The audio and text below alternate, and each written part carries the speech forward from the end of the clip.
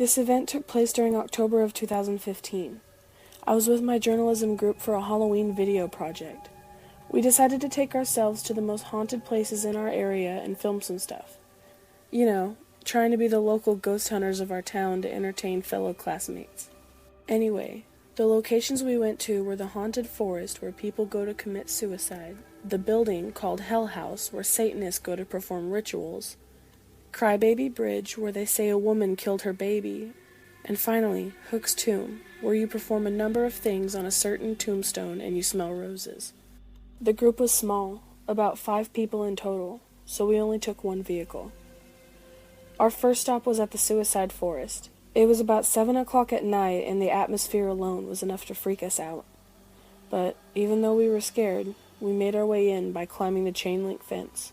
The forest was cut off by the public and has been for years. On the fence was a sign that read, "Someone out there loves you. Suicide is not the answer," and it had the suicide hotline underneath it. We got about half a mile into the woods before we stopped and started to film. I was the spokesperson for this location, so I had to do all the talking while in this area. The camera was set up and I stood in front of it. I had this uneasy feeling that someone was watching us record for our video. Even though I had this feeling, I didn't tell anybody and signaled Katie to press the record button. This is Suicide Forest, located in the farthest part of Arrow Lake. Back in 1987, over 20 people entered this forest and ended their lives together. Their bodies were located so deep in the woods that it took days until a group of teenagers found them hanging from the trees. It is said that this forest is now haunted by the souls that died there. The atmosphere alone can send chills down a person's spine. Our next location is I stopped talking when I heard rustling in the bushes behind me. I knew it was no one from our group because they were all behind the camera. They stared in horror behind me, and Katie picked up the camera after screaming, "Run." I didn't question it. I took off as fast as I could towards the exit. We got to the fence and quickly climbed it. I jumped off the top of the fence and rolled across the gravel, jumping back up to my feet. I didn't bother to look back and see if anything was chasing us. At this point, I didn't care.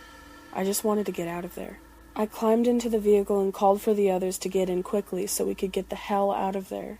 As we sped off in a panic, I looked back towards the lot our car had been in. In the lot, I saw a red truck in the far corner, hidden by the darkness. I spoke up quietly to inform the others. "Guys, there was a red truck in the parking lot. Do you think whoever was in that truck was messing with us?" "What kind of person would be willing to walk into the woods just to mess with some kids, Sam?" Shannon asked from the driver's seat. "Oh, I don't know. A security guard trying to scare us away?" The others agreed with me and we decided to keep going and finish our video. We made it to Hell House and Crybaby Bridge without something going wrong. We took pictures in the locations and caught some orbs. At Crybaby Bridge, we put baby powder on the hood of our vehicle, shut the car off, and in unison said, "We have your baby." What was supposed to happen was for baby footprints to appear in the powder. A baby was supposed to cry, which was really just the mountain lions that live near the bridge, and our car was supposed to not start and the doors locked so we couldn't get back inside. Instead, we caught the mountain lion cries and the car wouldn't start.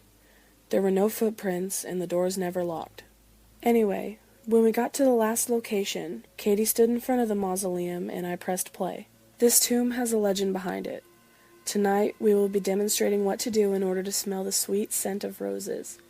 Just don't jump up and down on the tomb.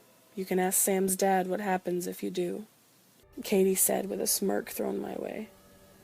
We demonstrated what to do, and the legend was true. A sweet scent of roses filled the air, which caused us to freak out and burst into a fit of happiness. As we made our way back to the car, there was a note taped to the windshield. "I'm coming for you soon." As the note was getting passed around for everyone to read, I saw the red truck slowly drive past the cemetery. The driver was unrecognizable, half covered by the darkness. We quickly got in the car and sped off the opposite direction. Later that night, we were talking in the group chat made for the video and decided to pull the video from ever being seen. On occasion, the red truck would be seen by someone within the group. I tried catching his license plate, but the car was bare. No plates whatsoever. It got to the point where we had to tell the police. The man seemed to disappear after a few weeks of stalking. It's been about 2 years, but I still fear for our safety. I carry a knife with me everywhere I go, just in case.